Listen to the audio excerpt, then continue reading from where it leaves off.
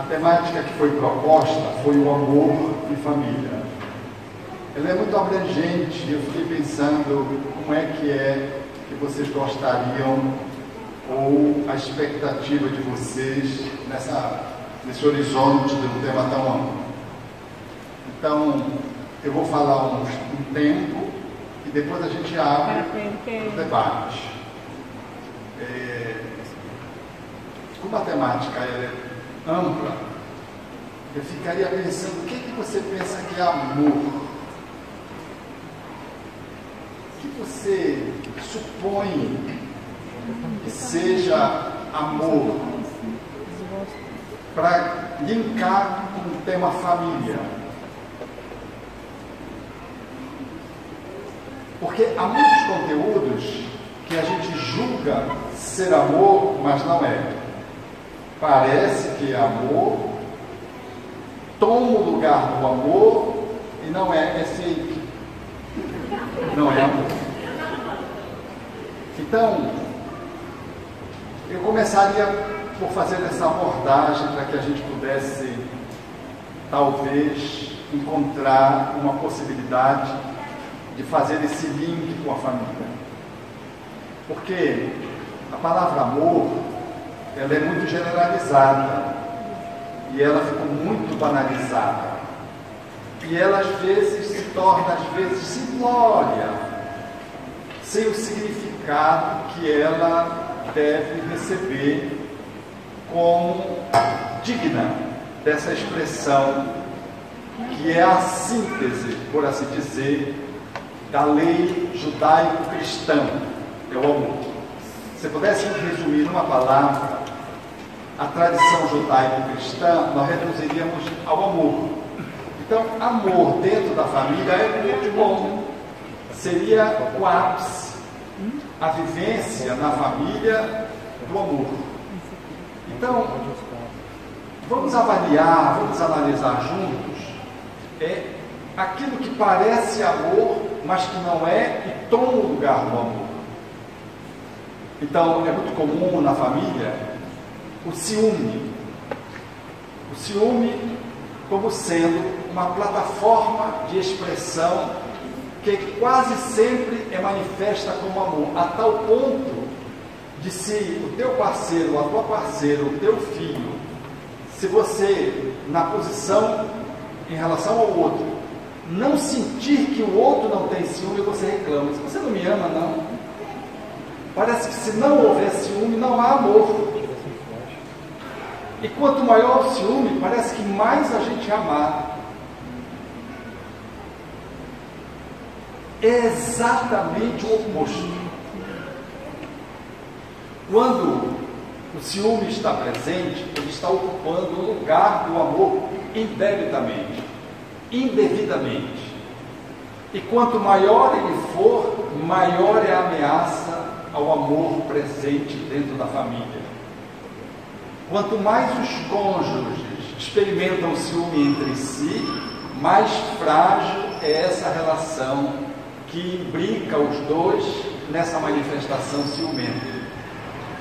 Porque o ciúme, ele tem várias origens, mas ele não tem a origem no amor. Às vezes ele tem a origem num amor que entrou em colapso. Uma vez eu atendi um cidadão, ele era septuagenário, entrou com a esposa para um atendimento profissional e disse-me assim: eu vim tratar do ciúme. Muito difícil um homem chegar para tratar do ciúme trazendo a esposa. Quando traz a esposa, a situação é catastrófica. E eu fiquei ouvindo a ousadia daquele homem de 70 anos, revelar que tinha ciúme e ao mesmo tempo espantado, porque ter ciúme até 70 anos, conseguir manter o casamento é quase uma ousadia, porque quase sempre não segura muito tempo assim não. Então a esposa disse: doutor, ele tem muito ciúme. O senhor não imagina que quando eu ando de carro, eu só posso olhar para frente, eu não posso olhar para o lado. Ele tem ciúme. Eu não posso ouvir o Roberto Carlos na televisão, porque ele tem ciúme do Roberto Carlos na televisão. Já viram alguém com ciúme do Roberto Carlos? criança que chegou chorando com a mãe e disse: o que foi? Disse: Mamonas Assassinas morreram. Foi aquela época de Mamonas Assassinas. E a mãe disse: eu já expliquei para ele que foi Deus que quis levar os Mamonas Assassinas. Ele virou para a mãe e disse: por que Deus não levou o Roberto Carlos? Ele era apaixonado por Mamonas Assassinas. Como a gente educa bem, né? Como a gente coloca Deus numa posição difícil, né? Eu nunca esqueci do Hans, o garoto chamava Hans. Toda vez que ele entrava, dizia Hans, fazia bem assim essa informação, para impressioná-lo. Chorando porque os Mamonas Assassinas tinham desencarnado e a mãe deu um tiro que saiu pela culatra. Disse que Deus tinha querido. Mas, na verdade, na opinião dele, Deus seria mais criativo se levasse o Roberto Carlos. Pois bem, esse senhor tinha assumido o Roberto Carlos na televisão. Vocês imaginem ao vivo? Eu já estava até com medo dele, porque se ele tinha com medo do Roberto Carlos na televisão, imagine a esposa num consultório perto de um psicoterapeuta.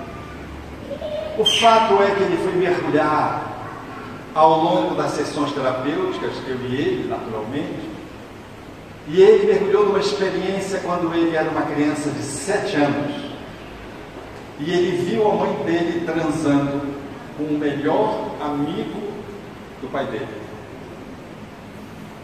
E ele bloqueou essa lembrança, porque ela foi tão traumática, ela foi tão invasiva, ela foi tão dolorosa, que ele bloqueou. Então, bem que eu disse que não estava pegando. Tá. Oi. Mas não está pegando de jeito não. É assim mesmo, né? É assim mesmo. O amor é assim mesmo. Vidas vencidas.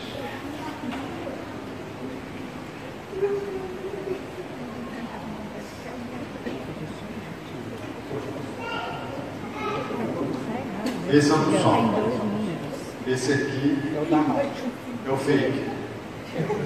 Esse é o pessoal joga para a internet. Obrigado. Esse é o que o pessoal joga para a internet.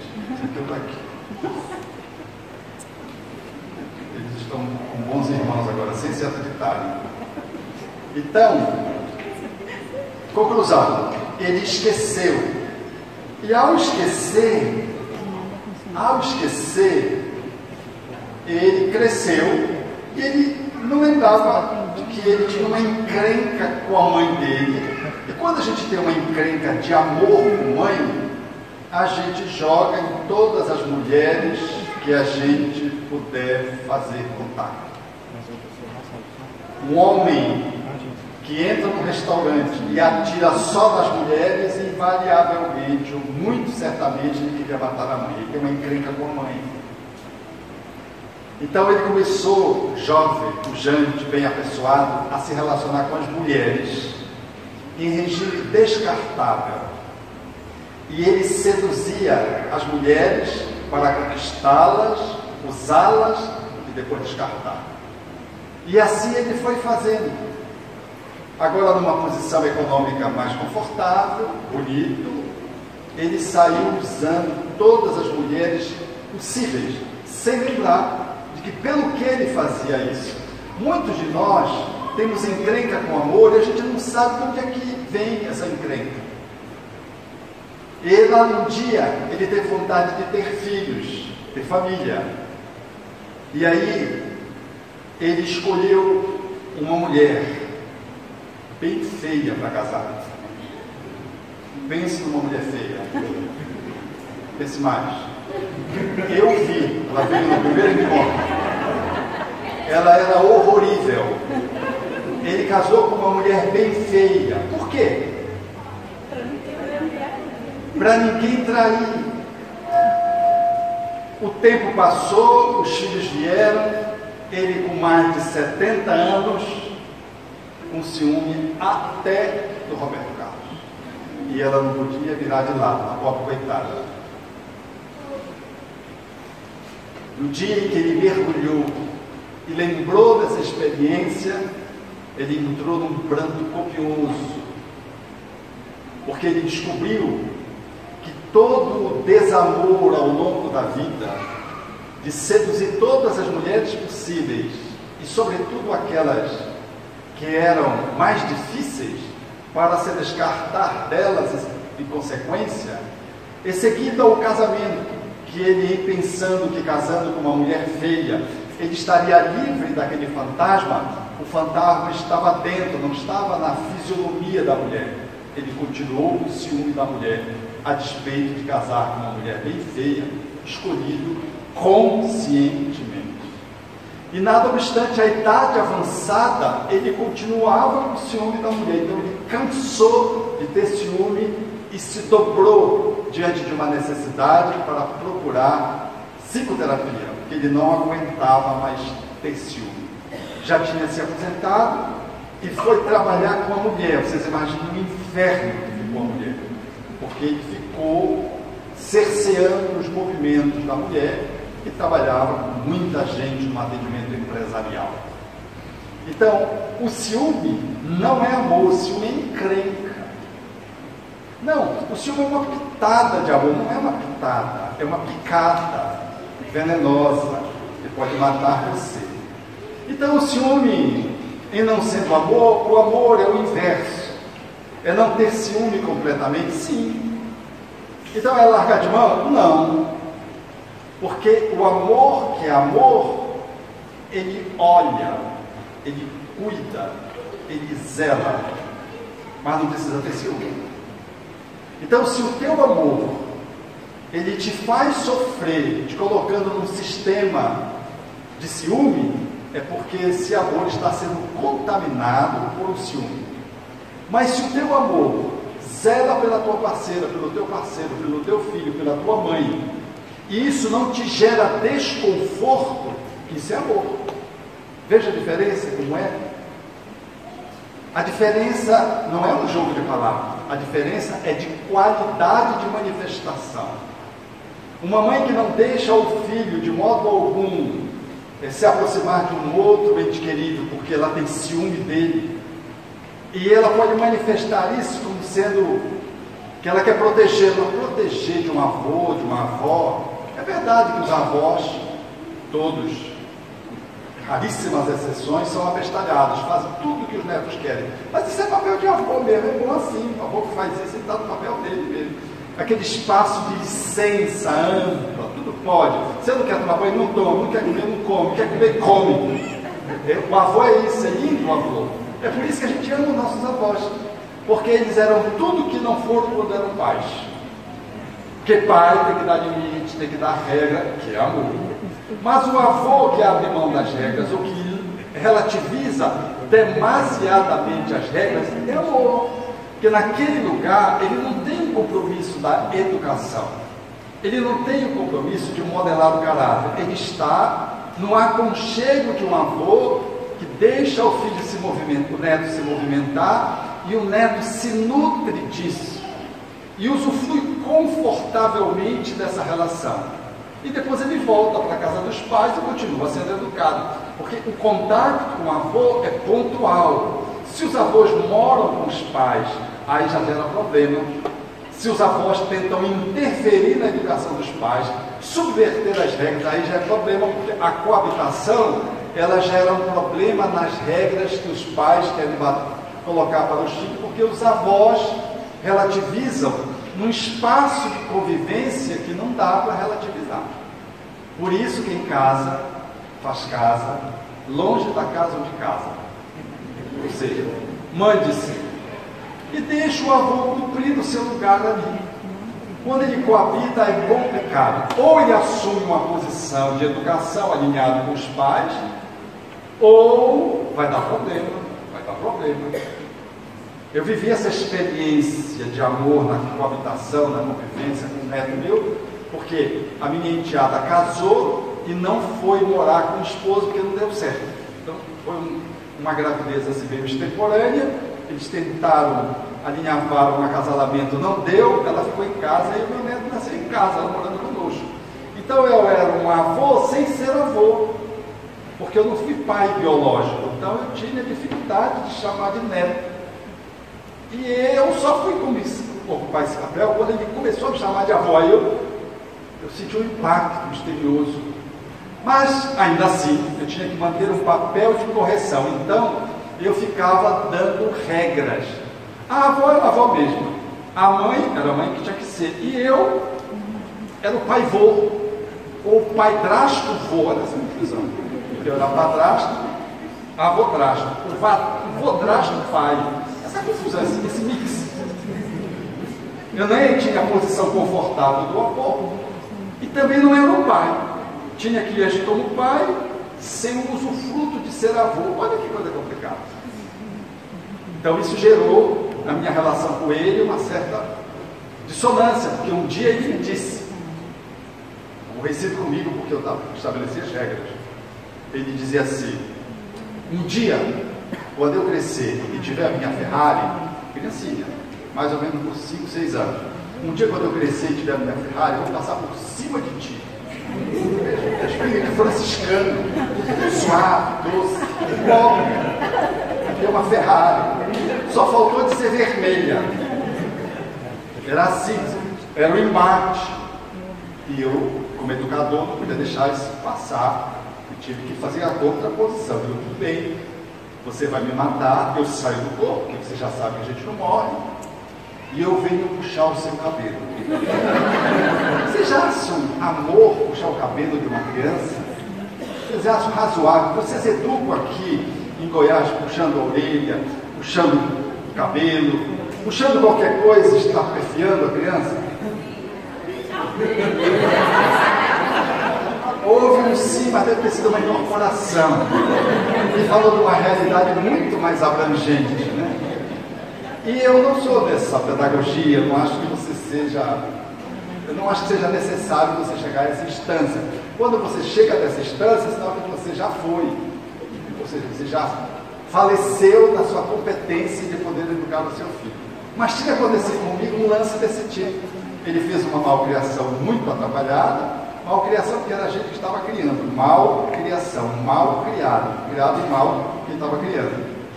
Aí quando ele passou, eu fui tentar pegar o braço dele, mas dá uma pegadinha no braço, ele não pode dar uma pegar no braço, não. Você pegar no braço, chamar para enquadrado. Quando eu fui pegar no braço, não pegou no braço, pegou no cabelo. Já que tinha pego no cabelo, não ia deixar passar essa oportunidade de educar. Puxei, ao invés de puxar pelo braço, eu puxei pelo cabelo, mas amorosamente.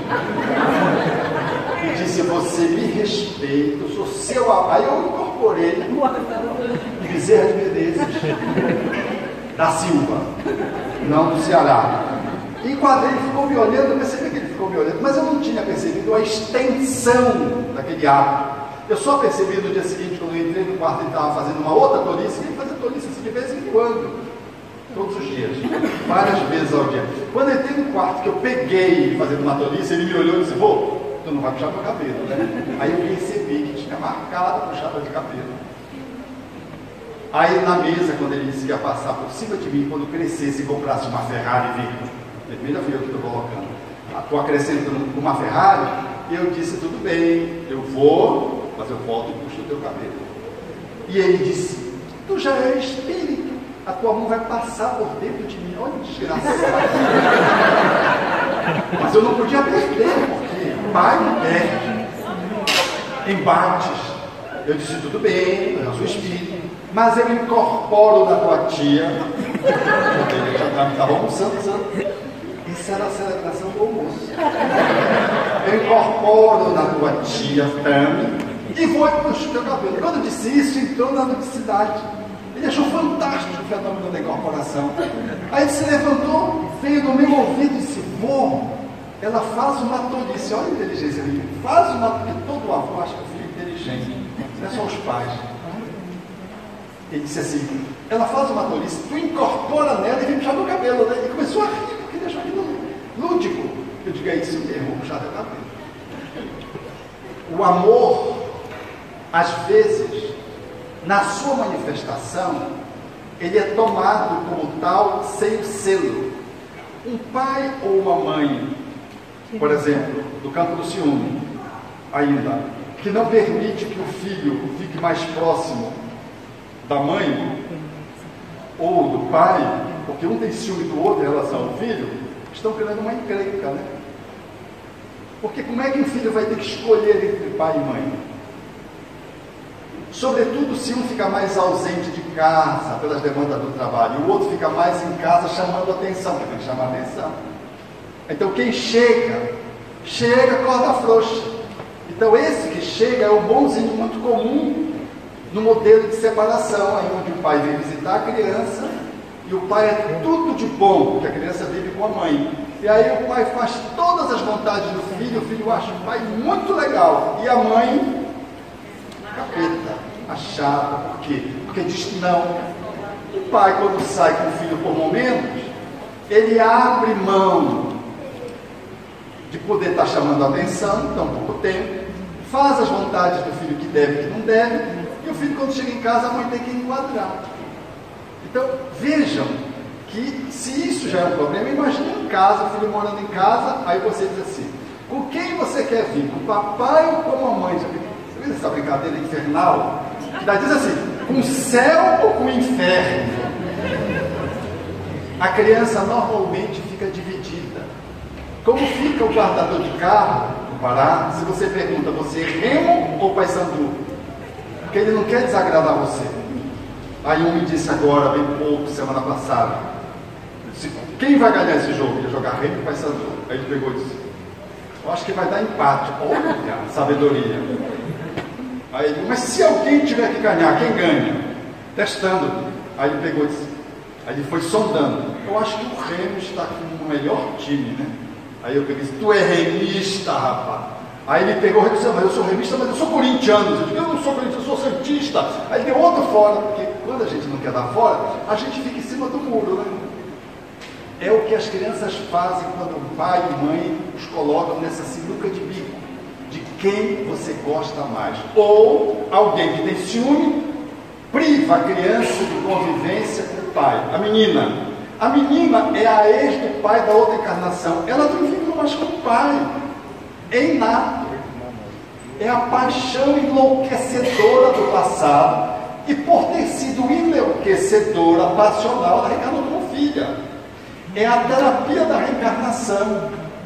Ele se envolveu com ela e com a atual do passado na triangulação amorosa. Houve um drama passional, foi encrenca para todo lado. E a reencarnação teve desdobramentos horríveis. Agora eles reencarnam, ele vem com ela, e suponhamos a amante, suponhamos que seja amante, vem como filha como o quê? Para quê? Diz o Espírito Emmanuel, para a desvinculação. A mãe, vendo que a filha quer ir com ele, o que é que ela faz? Priva. Ela priva quem? A filha ou a ex do passado? Hein? Que ela está privando? E ela diz, não quer que vá com o colo dele, não quer que ela demonstre afeto com ele, porque ela ama mais ele do que ela, mãe. E a mãe, ciumada, faz um corte nessa relação. Já viram isso? Quando a gente lê a reencarnação, a gente entende melhor essa psicodinâmica e não faz uma intervenção indébita. Porque uma criança não precisa escolher pai ou mãe que ama mais. Quando ela faz isso, quase sempre, ela fica menor. Porque pai e mãe, do ponto de vista amoroso, são como as pernas que nos seguram. São as nossas raízes. Uma não pode subsistir sem a outra, senão eu fico meio descompensado. Uma não pode ter preferência demasiada em relação à outra, porque se eu fico meio descompensado. Eu tenho que valorizar as duas, mas eu não preciso ter a mesma sintonia com as duas, porque a afinidade espiritual é uma questão do espírito, não é do papel ser pai ou ser mãe. Então essa menina que é a ex do passado, é lógico que ela vai ter um tropismo mais para ele, e essa mãe tem dupla chance. Primeiro, trabalhar o ciúme, segundo, para que o amor dela cresça, segundo, para entender que essa é uma relação que foi passional, está sendo tratada, porque ele não vai poder olhá-la como mulher e ela não vai poder olhá-lo como homem. Ele tem que olhá-la como filha, amor, substituir paixão por amor, e ela tem que olhá-lo como pai, ou seja, ela vai ter que amá-lo como filha. vai transformar a paixão em amor. É bom para os dois. Mas se ela invade esse terreno e subtrai, ela está demonstrando não só o ciúme, mas ela está demonstrando que ela ainda está presa no passado e olha a filha como amante e trata a filha como se fosse amante e trata o marido como se fosse o amante dela e não como se fosse o pai da sua filha. Olha a encrenca que é. Isso é sutil, mas isso está na psicodinâmica da relação, e você logo vê aonde está o amor, aonde está o ciúme, aonde está nessa mulher a raiva que ela tem da amante, aonde está nessa amante a paixão que ela tem por o ex-homem com quem ela traiu, aonde está esse homem que amou essa amante passionalmente e tem culpa com a esposa, porque traiu a esposa no passado com essa. Vocês entenderam como é simples a reencarnação? É complexo. Então, nada disso é amor. Nem a culpa, nem a raiva, nem o remorso, nem a paixão, nada disso é amor. Então a gente tem que tratar essa triangulação amorosa nova, de desvinculação, segundo o Espírito Emmanuel, para fazer valer o amor de mãe e de pai, de filha com o pai e de filha com a mãe. Ela não é a opositora da mãe, mas a mãe tem que enquadrar e colocá-la no lugar de filha, porque essa criança, ela vai querer dormir no meio da cama, e ela vai querer dormir entre a mulher e o homem, porque ela vai deitar, muitas vezes, inconscientemente, como se fosse uma mulher, como quem diz assim, esse lugar aqui é meu. E os pais, inadvertidamente, dizem, não, ela dorme entre a gente. Não, ela não está entre você. A mulher que está sobrando e não sabe. O garoto, o homem está sobrando e não sabe. O garoto está aqui do lado da paixão dele, que é a mãe do passado. Entenderam? Aí a gente diz, leve para o quarto. Coitadinho. Ele não quer. Ó, criança tem querer. É criança que diz onde é que eu vou dormir, onde é que eu vou estudar, eu tomo banho, eu lavo os dentes. Não, criança é para ser educada. São os pais que têm que fazer. Quando ela quer colocar a menina, o que faz o marido? Bichinha. Ele está desmilinguido pelo passado, misturado nessa confusão. Só hoje, ele diz, só hoje. Só hoje é muito ruim, porque só hoje lembrou do passado. Porque o só hoje foi uma vez que depois se transformou em todas as vezes. A gente costuma dizer, não, eu vou me envolver só hoje, é carnaval. É um encontro esporádico. E no encontro esporádico surge o início de uma tragédia. Que vai terminar num aborto, que vai terminar numa separação, que vai terminar num crime passional. Entenderam o que eu estou dizendo? E a gente acha que é um envolvimento pontual de amor. Não é um envolvimento pontual de amor, é um envolvimento pontual de sexo ou de droga. Porque quando você está com a droga, você olha para a pessoa, você não vê a pessoa, a droga que vê, e o obsessor dela. E aí você transa com qualquer pessoa, de qualquer gênero, de qualquer idade. Vocês estão entendendo o que eu estou dizendo? E nada disso é amor, é sexo. E às vezes é sexo movido por droga, que cria um ambiente de aproximação de obsessores para que eles usem as pessoas no intuito de fazer uma conexão sexual, usando aquele homem, aquela menina, aquela mulher, aquele garoto, para uma interação sexual. É obsessão, que começou ali, ou uma interferência espiritual grandiosa que se concretiza num ato sexual e às vezes tem consequências dramáticas.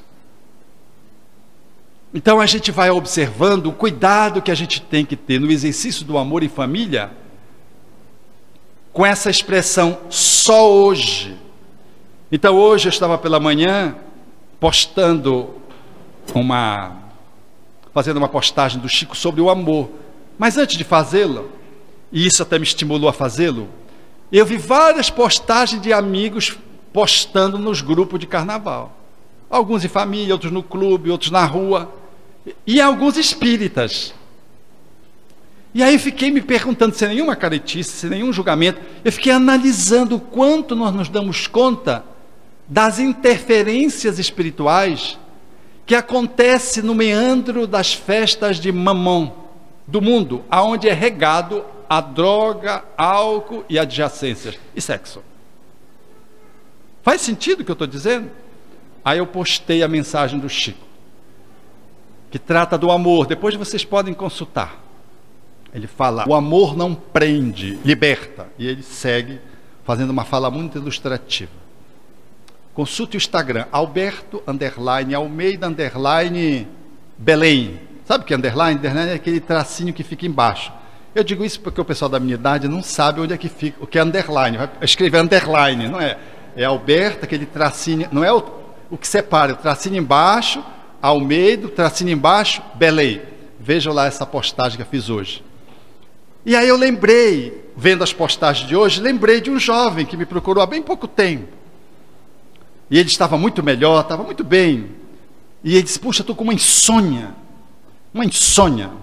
Então eu acordo 4:30 da manhã e não consigo mais dormir, às vezes 4 horas, fico até 7 horas e não consigo pegar no sono de novo. Eu digo, mas o que está acontecendo?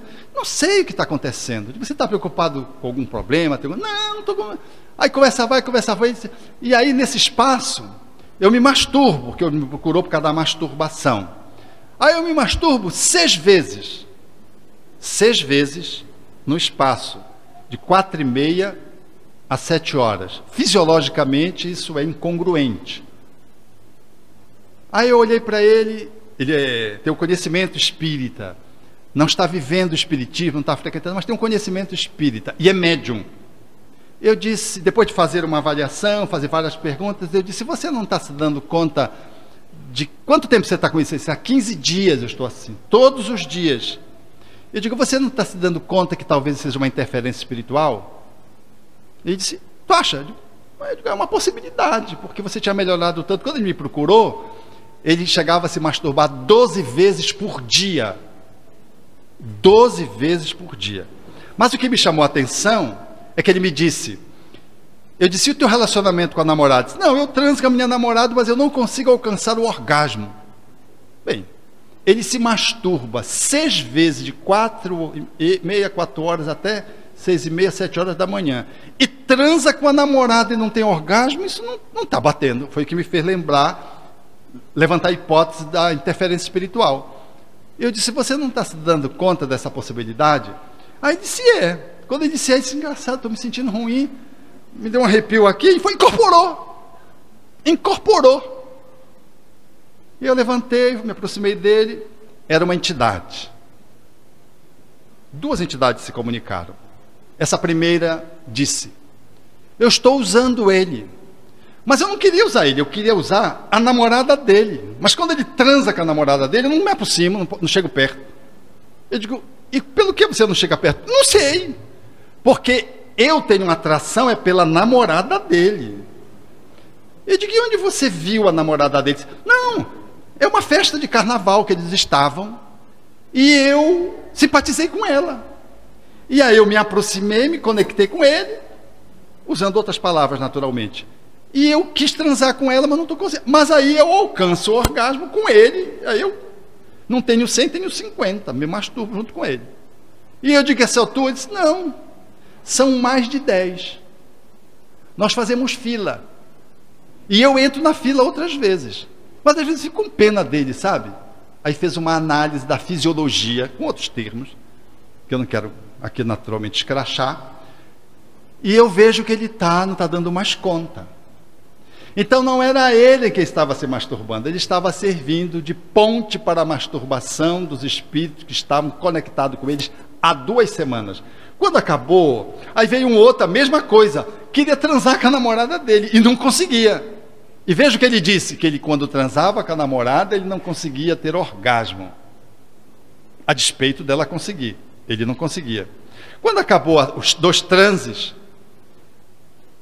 ele voltou à lucidez, e eu perguntei se ele tinha se dado conta do transe. Ele disse, algumas coisas eu lembro, Alberto, algumas coisas. Eu digo, Eles fizeram menção a uma festa. Ah, é uma festa que tem perto lá de um beco, lá de... Aí me situou a rua onde tem uma festa pré-carnaval, porque aí ninguém vai para o carnaval, agora vamos para o pré-carnaval. Depois tem o pós-carnaval. E eu fui para lá e realmente foi depois disso, fazia 15 dias atrás. E aí eu pude fazer a checagem. O segundo tinha desencarnado de overdose. Era um dependente químico.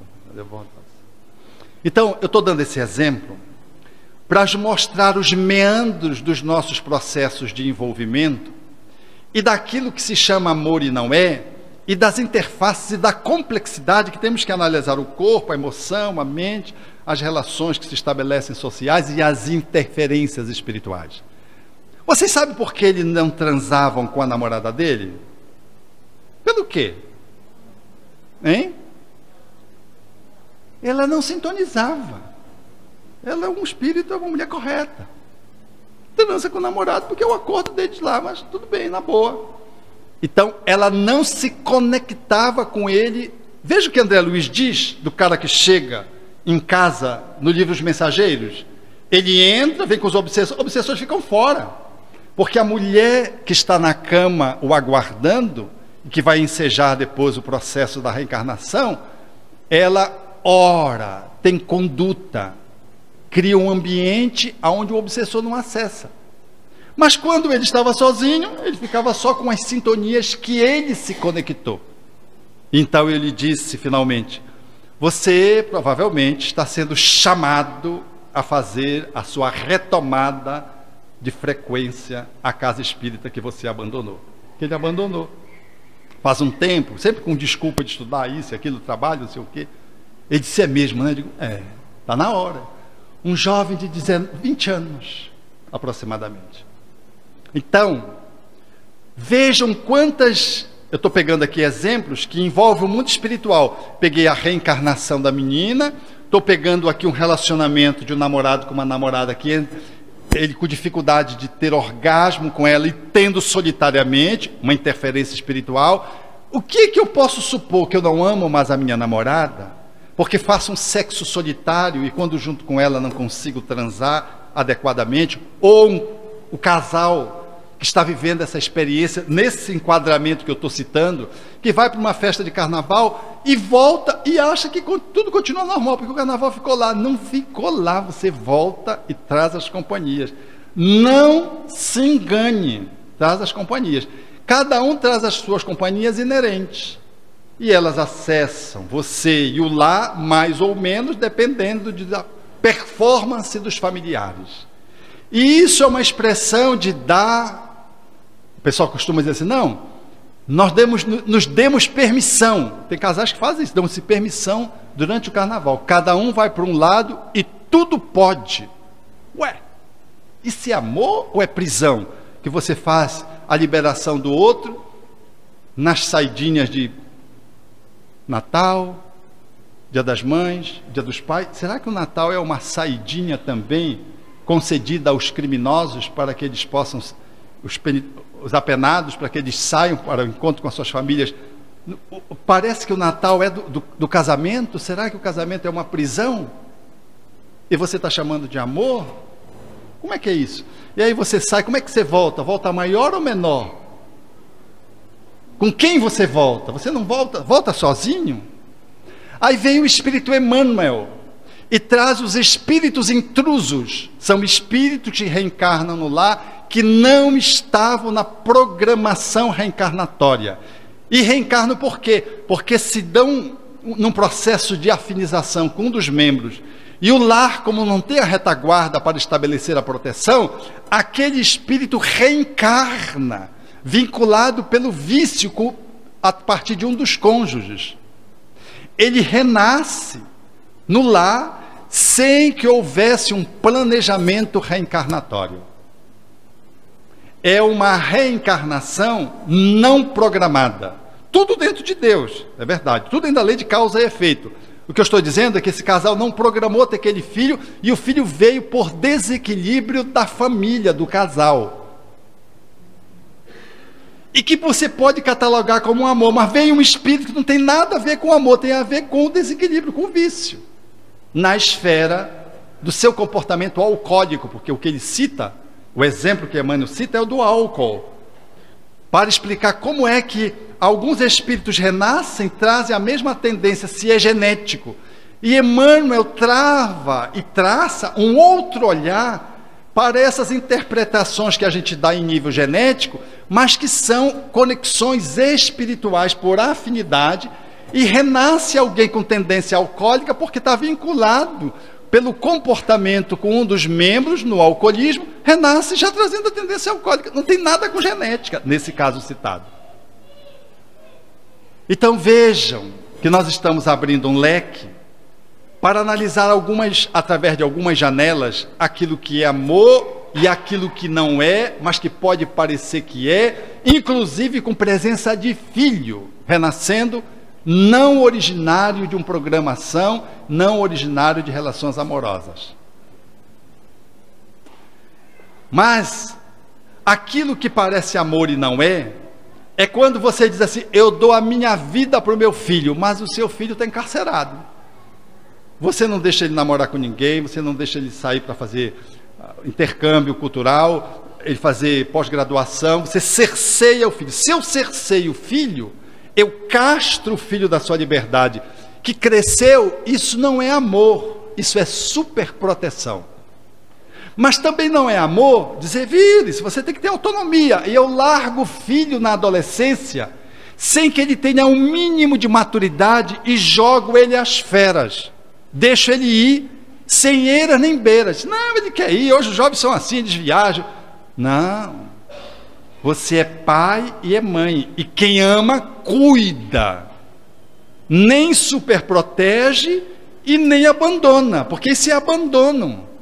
Você deixa o filho ir e o filho se desborda fazendo o que ele bem entende, e você diz: não, é a autonomia dele, vai aprender com a experiência. Ele vai aprender com a experiência, mas você colocou numa experiência que ele não tinha maturidade para o processo do enfrentamento. Então o pai e a mãe que amam sabe quanto puxa a corda e quanto solta a corda. Ou, eu gosto da imagem da pipa com a linha. O quanto você solta e o quanto você puxa. Se a pipa ela empina, se o teu filho demonstra maturidade, você pode ir dando mais liberdade para ele. Se ele malversa a liberdade, se ele mal usa a liberdade, o que é que você faz? Puxa a linha, porque senão ele vai cair. Isso é amor. Veja que o amor não é só super proteger, porque não é amor, e tampouco deixar ele ir, que isso às vezes é abandono da paternidade e da maternidade. E veja que o amor vai tomando coloridos, que a gente vai começando a dedilhar essa relação, seja entre o cônjuge, entre os pais, entre os irmãos, e nós vamos procurando aferir quando o amor comparece, porque quando o amor comparece, comparece o bem para cada um e para o grupo. Quando o amor não comparece, acontece alguma coisa ruim para um dos membros ou para o grupo. Isso é a dinâmica do amor, porque o bem está de conformidade com a lei. A lei é o amor. Então, você tem o fiel da balança quando você avalia a lei. A lei representa se você pode pegar o teu filho no braço e dar uma sacudidela nele. Você não vai matar o teu filho não vai ficar despedaçado porque você vai dar uma sacudidela. Em alguns, você precisa dar uma sacudidela. No outro, basta você falar. Porque tem aquele que você precisa segurar firme. E tem um outro que uma fala, ele já vem para o prumo. Porque cada filho não vem com manual de instrução no campo da educação. Cada filho vem gêmeos. Um é atirado, o outro é introvertido. O atirado tu tem que segurar. O introvertido tu tem que dar uma empurradinha, porque senão ele não sai do regaço da mãe. Olha lá como é o manejo. Eu tenho 2 sobrinhos que é muito interessante. Ele já viajou o mundo, mas já fez tolice por aí, porque ele quis entrar nos Estados Unidos e o pessoal deportou ele de volta. Quer dizer, não se comportou bem por lá. E o outro era de casa, era aquela tartaruguinha preguicinha que não saía de casa. A mãe tinha que... queria fazer tudo certinho. Uma vez bateu na irmã, teve uma crise de culpa porque bateu na irmã. Ora, a minha irmã, sabendo que ele era muito certinho, muito nesse movimento introspectivo, e qualquer coisinha se sentia culpada, quando chegou ele estava chorando, a irmã chorando porque apanhou, e ele chorando porque tinha batido na irmã, que tem uns 6 anos menos que ele. E ele disse: mamãe, bati na mana, e começou a chorar. Ela disse: aqui quem é a mãe sou eu. A minha irmã é bem psicóloga, espírita, incorpora nela mesma. Ela disse: aqui quem manda é a mãe. Você bateu nela porque não bateu, você se estapeou com ela porque irmão se estapeia às vezes. Eu também me estapeava com seu irmão, então é normal se estapear. Então nada de se sentir culpado. Você acha que foi demais? Peça desculpa para ela e só, e tá bom. Ela estava relativizando. Por quê? Porque ele pega muito forte. E ela disse: você bateu nela, ela também reagiu contra você, então está tudo certo, é irmão que brigaram, agora eu vou ensinar o certo para os dois aprender. Fez o enquadramento. Entenderam? Porque agora tem um outro filho que, se tu deixar, ele vira pai. Quando ele vira pai, ocupa o lugar de pai, acabou a relação de amor em família. Por quê? Ele deixa de ser irmão, a mãe coloca ele no lugar do pai, porque o pai já foi, desencarnou, se separou, aí fica aquele irmão mais velho cuidando dos irmãos menores, dos 2 irmãos menores, como se fosse pai. Aí bate, sacode. Não é para sacudir. Ele pode se estapear como irmão, mas ele não pode assumir o papel de educador do filho. Quem educa, como dizia a minha irmã, quem educa sou eu que sou a mãe, eu que tenho a responsabilidade de orientá-la. É verdade, você não precisa se esfalfar querendo educá-la. Mas também, se você brigou com ela e se estapeou, tudo bem, irmão, se faz isso, às vezes se estapeia mesmo. E não precisa, mas se estapeia. Vamos aprender como é que a gente não faz isso. Esse é o manejo. Se eu trago um filho e ponho aqui do meu lado para ele substituir o pai, acabou, porque ele rompe com os irmãos, ele deixa de ser um irmão para ser um irmão parental. O que é um irmão parental? É um irmão que assume a atitude de pai. A mãe confortavelmente coloca ele aqui do lado para ajudá-la na educação. Errado. Nenhum filho podia ficar nesse lugar. E ele começa a exercer uma autoridade que não é de irmão, é de pai, imprópria. E aí congela essa relação, porque essa mulher também, quando ela coloca o filho no lugar do pai, ela diz assim: eu vou ficar solteira, viúva, solteira. Qualquer homem que queira se aproximar, o que vai acontecer com esse filho? Ele não vai deixar se aproximar. Mas qualquer menina que se aproxime dele, o que vai acontecer com essa mãe? É um casamento simbólico, inconsciente. Isso não é amor. Esse filho não está ajudando a família, cuidando dos outros irmãos como um pai. Ele pode ser o irmão mais velho e, na relação com os irmãos, estabelecer as suas relações e seguir o processo educativo. Mas esse lugar aqui de pai, filho não pode ocupar. Mas ocupa, nós colocamos isso. O pai morreu, no outro dia o filho está dormindo com a mãe na cama. A mãe separou, ou o pai separou, aí coloca a menina para dormir com ele. Está errado. Isso não é amor. Eu posso até fazer, eventualmente, no momento da dor e tudo, mas logo cada um vai para o seu quarto, ou por outra, para o quarto onde dorme. Porque esse é um outro problema de desamor. A gente adora dar um quarto para a filha. Nunca dê um quarto para a filha, porque filho não tem quarto. Eles dormem num quarto. Porque se você dá um quarto, ele se tranca no quarto, põe um frigobar, uma televisão, leva os amigos dele: estou no meu quarto. Cadê o título de propriedade desse quarto? Você deu quando disse que é o seu quarto. Então eu costumava dizer para as minhas enteadas: ninguém tem quarto aqui. A casa é minha e da mãe, de vocês. Vocês dormem num quarto, pode alterar, a gente pode mudar de quarto. Ninguém tem quarto. Não tem propriedade. Porque aí ele começa depois a cercear a tua aproximação do quarto. E você dá em nome do amor. Mas é um amor impróprio.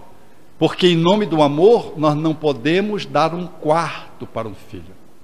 Nós temos que educar o seu filho para que ele saiba que ele tem um quarto, onde ele poderá ter e deve ter a sua privacidade, mas o quarto é da casa. Porque já tem um problema do amor quando a gente vai morrer, né? Já pensaram que vocês vão morrer? A briga que vai dar na herança. Olha, como diz um amigo, Alberto, pode ser uma geladeira que fique só. Dá briga. Dá briga. Gente, pode ter uma geladeira, o pessoal vai brigar por essa geladeira se forem 3 filhos. Imagine se você tiver uma propriedade, um carro, uma casa. Então, os filhos brigam por quarto, já fazendo uma preliminar do que vai ser brigar por vocês, entre eles, quando você tiver para desencarnar, se eles não empurrarem você na desencarnação, assim, deram uma ajudazinha na eutanásia. Porque o papai já está mais para lá do que para cá e tudo, não sei o quê, não compra os remédios, não sei o quê. Se não forem espíritas, sobretudo. E quando, antes de você morrer, já estão querendo que você veja o que é que vai ficar para ele no testamento. Isso acontece por aqui, por Goiânia, essas coisas? Ou vocês são tudo pobre mesmo, não vão deixar nem uma geladeira para ninguém? Por isso Humberto de Campos nos sugere o cuidado com a herança, trabalhar a herança. Porque o que dá de briga, ruptura da família, tudo em nome do amor dos pais que deixaram um patrimônio que se transforma em manicômio para os filhos que passam depois a se digladiar, brigam, rompem. Eu tenho um amigo que trabalha em cartório, ele é médium. Ele diz, Alberto, às vezes eu estou lá atendendo o filho e o pai espírito está atrás, dizendo, ele está mentindo, ele está mentindo. Ó. Aí eu fico aborrecido, Alberto. E aí eu digo para ele mentalmente, vá daqui, o senhor tinha que resolver isso quando você estava no corpo, me deixe trabalhar. Lá no Rio de Janeiro. Porque é assim mesmo. Os juízes que trabalham nessas causas sofrem interferência dos mortos. Quando os mortos, que estão vivos naturalmente, percebe a andança dos filhos, um querendo passar para trás, o outro influenciado pelo genro, o outro pela nora, aquela confusão que vocês conhecem, que acontece lá para o norte, afetando o juiz, que não consegue dormir, porque tem que se pronunciar sobre a partilha de bens. Porque enquanto estavam encarnados, meu bem, meu filho, meu pai, meu bem, meu bem. Depois que a gente morre, é meus bens, meus bens. E aí surge a encrenca. Então vejam que o amor, que é uma coisa tão bela, quando ele vem para o cotidiano e para as relações, ele se torna tão complexo. E uma atitude, uma ação, uma fala, um gesto, pode estar alinhado com a lei de amor, fazendo bem a um e a todos, ou pode estar desalinhado, prejudicando a um e a todos. Às vezes é uma atitude que você faz em relação a alguém que mora com você e deflagra um terremoto e a família entra em colapso. Uma aproximação sexual indébita. Porque aquela menina que é filha daquele homem, imagine aquele homem bebido, depois que ela ganha a adolescência. E se essa relação não foi trabalhada adequadamente, pode haver uma interferência desse homem numa aproximação indébita em relação a essa filha. E se isso acontecer, os desdobramentos são policiais. A família se acaba. Eu digo a vocês isso porque trabalho com psicoterapia. Vocês não imaginam de encrenca que é essas questões que envolvem o cotidiano familiar e que não vão para os jornais, para a mídia, porque elas são questões que pertencem aos segredos de família, que ficam muitas vezes enrustidos dentro da família, como se fosse um grande câncer consumindo a família. Outro dia me disse um paciente, fazendo psicoterapia, ele tem toque, vive uma questão sexual muito difícil, usa remédios e se tratando comigo. E ele dizendo assim, Alberto, nós somos uma família numerosa. Todas as minhas irmãs foram usadas pelo meu pai. Todas, sem exceção. É uma família dos 9 membros. E ele dizia assim, eu ficava acordado e fazia barulho para impedir em algumas noites que ele fizesse aproximações, que eu entrevia, que ele fazia movimentação nessa direção, para que ele não as perturbasse. Minha mãe sabia. E ela dizia que nós tínhamos que manter a unidade familiar. Família do interior. Aí ele me disse assim, olha lá o que ele me disse. Hoje, doutor Alberto, eu sou o mais saudável. Todos fazem tratamento psiquiátrico, todos são desequilibrados e a família está unida. Unida na tragédia, na dor, no sofrimento, entenderam? Aquela mãe, numa cultura de interior, fez concessões que não deveria ter feito em nome do amor. Amor por quem? Por aquele homem? Amor por quem? Pelas filhas? Manter a unidade familiar, deixar que as filhas sejam abusadas pelo pai? Isso não é amor. Isso é abandono.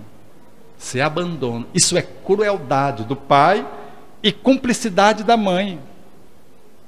Então vejo nesses pequenos lances que eu estou trazendo, que nós somos desafiados a exercer um amor que cuida, que diz sim, que diz não, que se aproxima, que se distancia, que sabe que uma filha, numa aproximação perigosa na adolescência, ela precisa ser educada para ter pudor, de que um pai, uma mãe, sabendo do perigo de uma aproximação perigosa, tem que tomar cuidado se ele usa aditivos alcoólicos.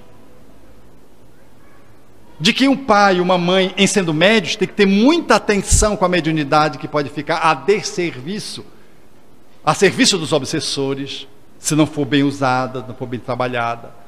E aquilo que é a possibilidade de fazer uma grande contribuição pela família através da mediunidade, fica um canal de trevas a desserviço do lar, nas tragédias que se estabelecem. Como vi certa feita, o padrasto molestar uma enteada, e o final foi trágico, trágico. Porque quando questionado sobre a violência, ele disse, de fato, eu a usei, mas sem saber por quê. Eu sinto uma atração, era uma menina que não tinha nem seios. Ele abusou anos dela. E ele, em face de ser descoberto, disse para a esposa, mãe da menina abusada, eu acabei com a minha família, eu vou acabar comigo. E se matou. Se matou. Tal como ele disse, se matou. Então, eu estou dando lances que vêm do passado, comparece no presente para que o amor seja vigilante, atento, fecundo. O amor sabe a distância, sabe a aproximação. O amor traz, nas relações entre os familiares, crimes do passado, passionalidades do passado, traz traições do passado e a gente vem para resolver. Para concluir, no último caso, era uma moça que eu atendi, tinha muito ciúme. Ela dizia assim, doutor, eu não aguento meu ciúme, eu deprimi. Eu digo, o seu esposo, ele é um anjo, doutor, mas eu não consigo acreditar nele. Ele sai para o trabalho, eu telefono dando os minutos dele chegar no trabalho para saber se ele chegou. E eu nunca tive ciúme. O ciúme só apareceu quando eu comecei a me relacionar com ele. E eu não aguento, doutor, tanto ciúme.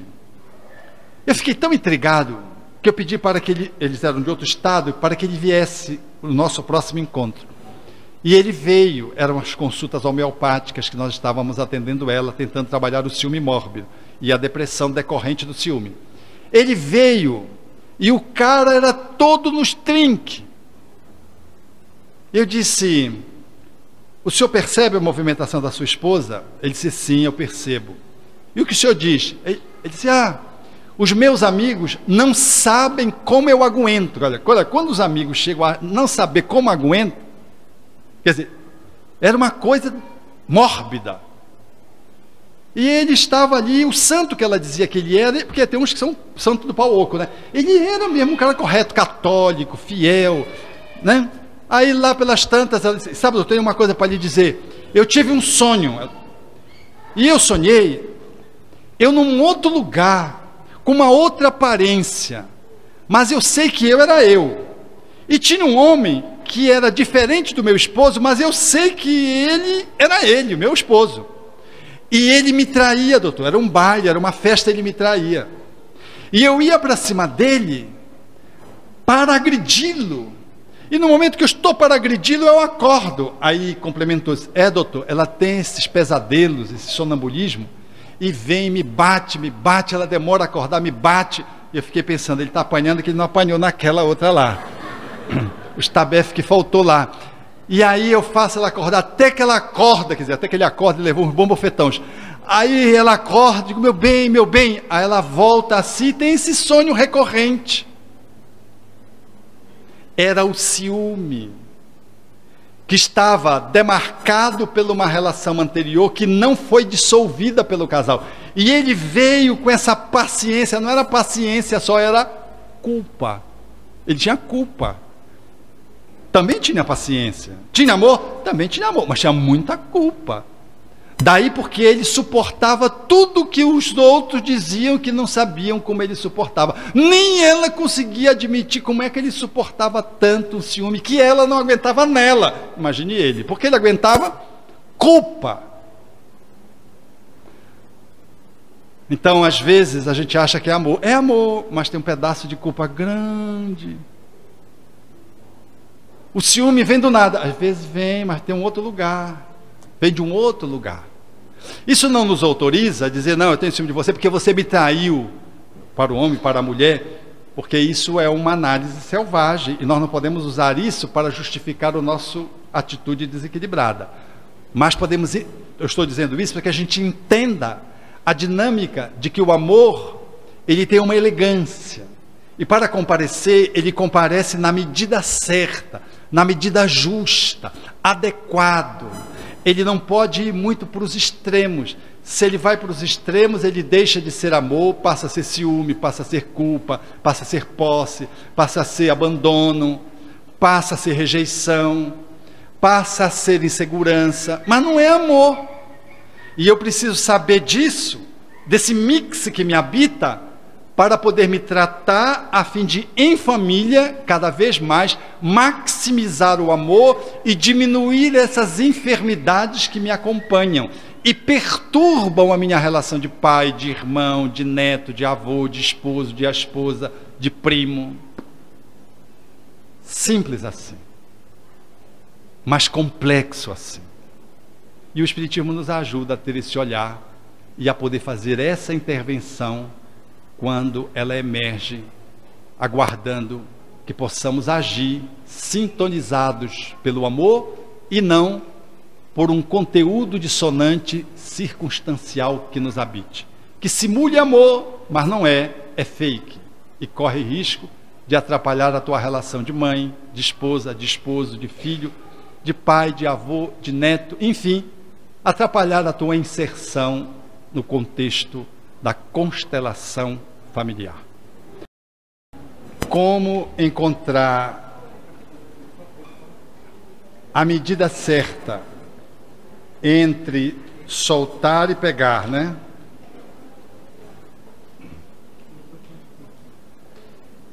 Do mesmo jeito que você pega um sabonete embaixo do chuveiro. Se você apertar muito, ele escorrega. Se você deixar a mão frouxa, ele escorrega. Sempre faz mal ir para esses dois extremos. Costumo dizer que a liberdade é uma ponte sem corrimão. Se eu vou muito para um lado, eu caio. Se eu vou muito para o outro, eu caio. Então é muito difícil usar a liberdade fugindo dos dois extremos, da castração e da liberação completa. Cada filho tem um manejo próprio, psicológico, tem um jeito próprio. E eu vou modular a minha pegada em função de como é que o filho responde. A atitude da mãe amorosa, do pai amoroso, ela deve ter um denominador comum, um padrão comum, ou seja, tem limites, tem regras, tem sim, tem não. Mas a forma como eu me posiciono diante de cada um, ela varia. Se eu tenho um filho autista, a pegada vai ser diferente. Se eu tenho um filho com déficit psicológico, uma debilidade mental, a minha pegada é diferente. Se eu tenho um filho ultra inteligente, a minha pegada é diferente. Se eu tenho um que é hiperativo e impulsivo, a minha pegada tem que ser diferente. Veja, cada um que eu citei, a pegada é diferente. Porque a movimentação de cada filho, seja de 19 anos, seja de 14 anos, seja de 13 anos, ela é inerente à especificidade desse psiquismo. Então, a modulação para lidar com o filho, respeitando-lhe o jeito de ser e segurando mais ou soltando mais, ela vai variar com o bom senso, citado na pergunta, que vai me permitir ir tateando. A gente vai a palpadelas, vendo qual é o ponto ideal com aquele filho. Não só no relacionamento de prender ou soltar, mas da fala. Tem filho que responde mais a uma fala. Tem filho que você tem que pegar, se você não pegar, ele não entende. Tem filho que você pegar, você pode matar, ele não faz. Não adianta. Então você vai estudando aquele psiquismo, aquele filho, e vê como é que ele responde. E de conformidade com a resposta, eu vou manejando amorosamente, e soltando mais, soltando menos, fazendo uma fala, às vezes mais incisiva, menos incisiva, chamando ao lado e tendo uma conversa, às vezes falando mais alto. Cada filho tem uma resposta, cada filho tem um jeito. Tem um que, se você aumentar um pouquinho a voz, ele começa a chorar e se desmilingue, e você tem a impressão que ele vai deprimir. Eu contratei, mas foi só para o final, para a gente fazer uma prece de arroxo. Então, eu quero dizer, isso é muito legal. Sabe por quê? Porque isso nos estimula a sermos pais num lastro mais largo, ter um repertório mais amplo. Se os nossos filhos fossem tudo iguais, nós seríamos exigidos menos.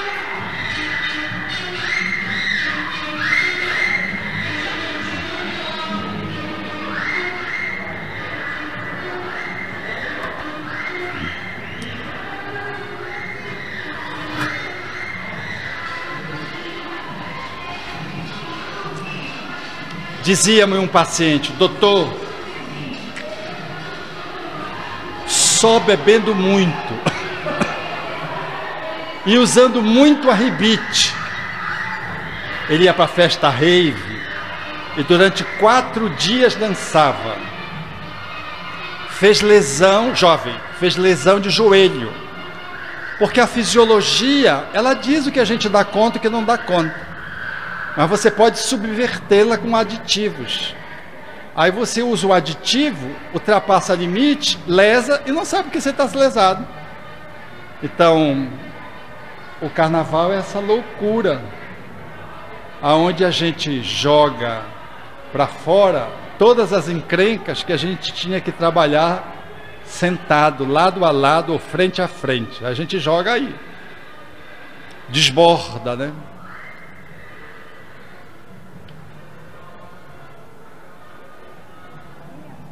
Minha filha tem borderline. Como lidar com isso, aliado à mediunidade? Ela tem 19 anos. É complexo. Você tem nas suas mãos um desafio. Porque a pessoa que é borderline, ela tem uma manifestação psicológica muito instável. Tem um quê de narcisismo e de manipulação muito grande. E um psiquismo instável, que muitas vezes lança mão de atitudes autodestrutivas, de automutilação, ameaça se matar quando é contrariada, e manipula ao mesmo tempo, porque ela usa isso também para manipular. São almas extremamente vulneráveis, imaturas, e trazendo mediunidade junta. Olha, você é um missionário, uma missionária, você que teve esse filho, porque é difícil tratar o borderline sozinho. E tratar o borderline com a emergência da mediunidade, onde ele fica mais afeito às interferências espirituais, é um duplo desafio. Penso que o exercício da amorosidade é o nosso principal link para poder manter o equilíbrio. Não há nenhuma outra forma de poder melhor exercer influência sobre os filhos do que construir no dia a dia relações crescentemente amorosas. Porque o amor é que segura a onda. Quando num dado momento você tiver que apertar mais um pouquinho, ou quando você se equivocar, porque quantas vezes a gente erra como pai e mãe, né?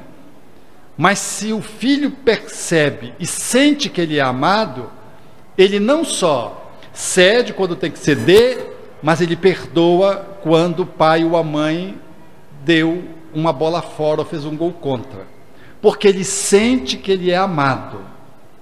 Então, o nosso exercício de amor é um exercício contínuo, que se faz nessa convivência diuturna, nesse aconchego que vai de corpo desde que a gente nasceu.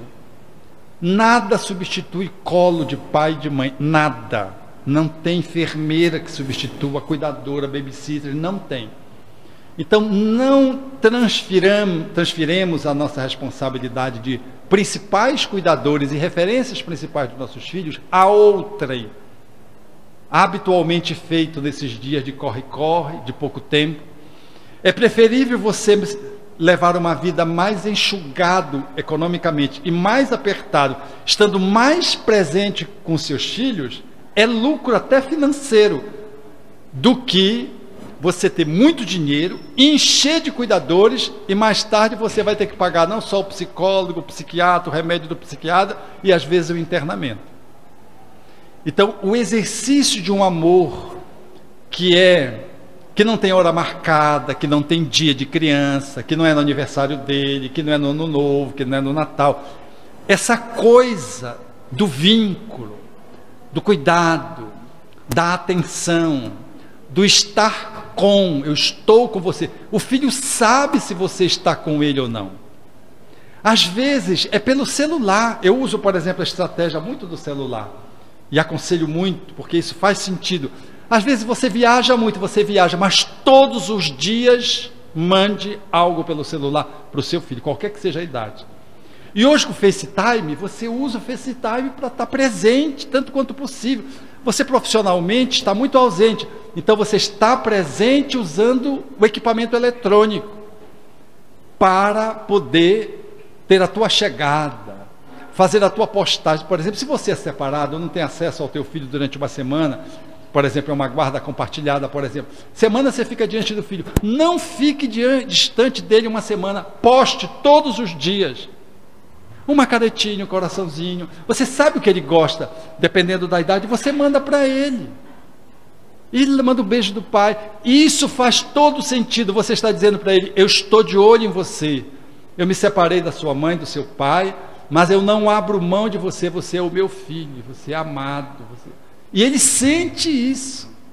E quando você sai com ele, você não sai levando ele. Você não leva ele com os amigos, para a casa dos outros, então você larga lá na casa dos avós e pronto, vai fazer outra coisa, vai para o computador. Não, você vai estar com ele, vai fazer a programação com ele. Esse tipo de relação é que constrói raízes, e são essas raízes que são possíveis de segurar um filho que está com tendência suicida, um filho borderline que vai em cima, vai embaixo, vai em cima e vai embaixo, quer manipular por natureza. É estas raízes que me dão sustentação para lidar com processos obsessivos domésticos, onde o filho começa a incorporar dentro de casa, por exemplo, uma emergência mediúnica, ou então um processo obsessivo que se instale. Então, não negligencie ser os pais dos seus filhos. Não os substitua, não terceirize a sua presença. A presença a gente não terceiriza. A gente pode sair com o filho, até deixar ele brincar com as outras, mas a gente está de olho neles. E quando ele olha, ele vê que você está olhando para ele, você está com ele, você não está na brincadeira que ele está com os priminhos, por exemplo, ou no parque, lá subindo e descendo nas coisas de criança. Até porque para criança você não poderia estar no brinquedo e ele está com alguém que é da mesma idade dele, suponhamos 6 anos, 7 anos, mas ele sabe que você está lá, você não só levou e largou na praça, e foi ler jornal, e ler Facebook, e ler sabe lá o quê, ou conversar com o outro. Então, esse manejo que a gente chama de convivência, é viver com, preenchido com qualidade. O tempo, qualidade. Eu não tenho todo o tempo do mundo, mas o tempo que eu tenho, eu invisto. Quando eu saio com ele, é com ele. Quando eu estou com ele, é com ele. Isso são as raízes que vai me dar sustentação para que com 19 anos, para que com 20, com 30, eu ainda pai dos meus filhos, porque eu serei sempre, pelo menos nessa encarnação, ocupando esse posto, eu tenho uma chegada nele com ressonância. Porque a ressonância, ela só é validada se você tiver terreno percorrido na convivência com seu filho.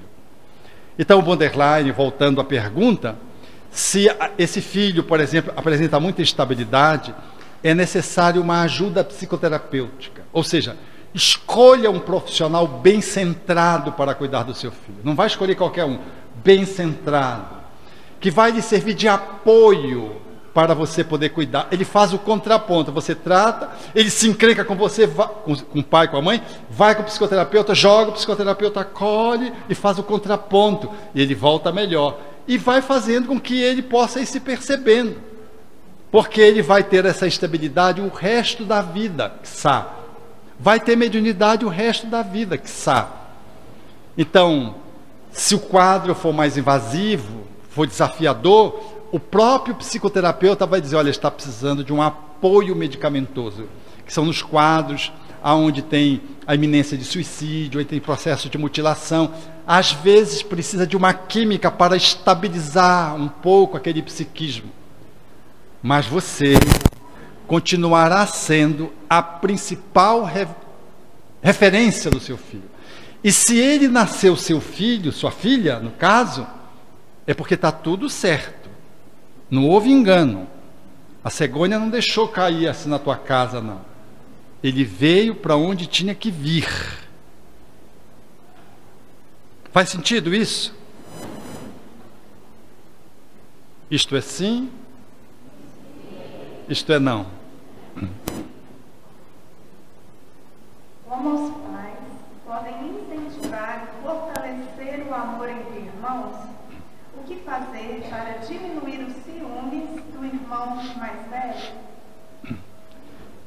Os pais criam as regras e vão fazendo a supervisão. Eles deixam que os filhos se resolvam.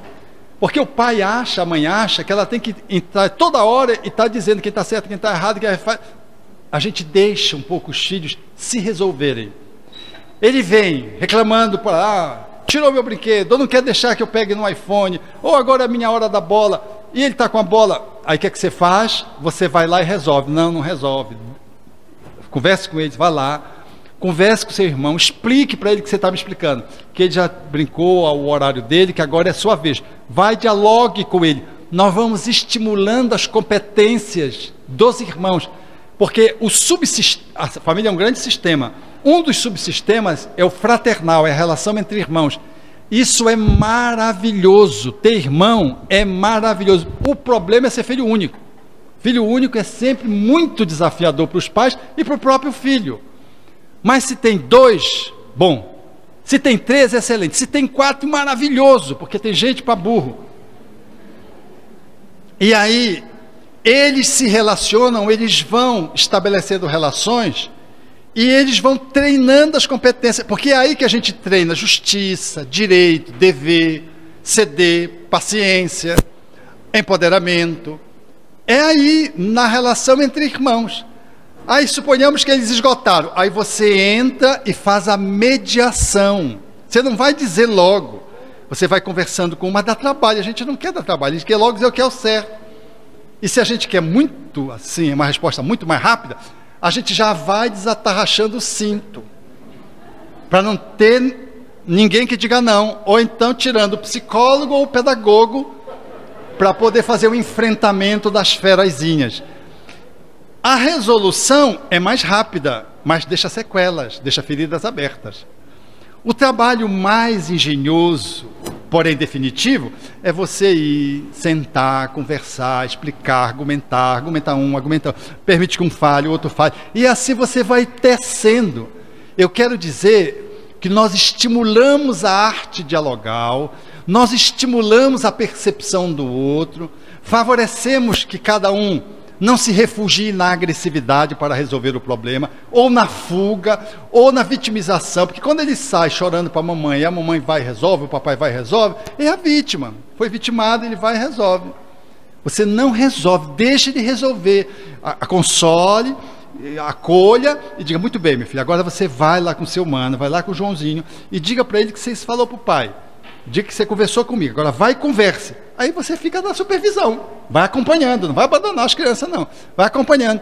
E você entra quando eles esgotaram os recursos. Aí você entra mediando, ampliando os recursos.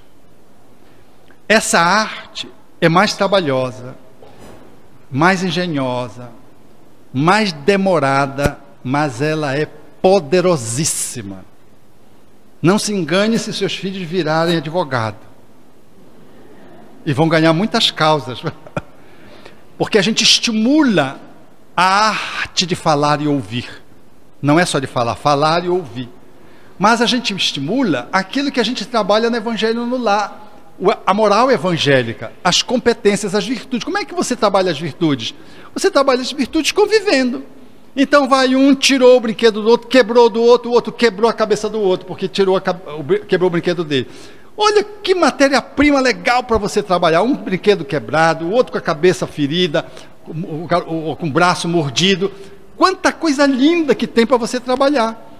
Porque morder nessa idade é maravilhoso, porque não gera nenhum problema. Não cai o dente, não fratura, não tira pedaço, entendeu? É legal. Agora, quando ele crescer, cuidado.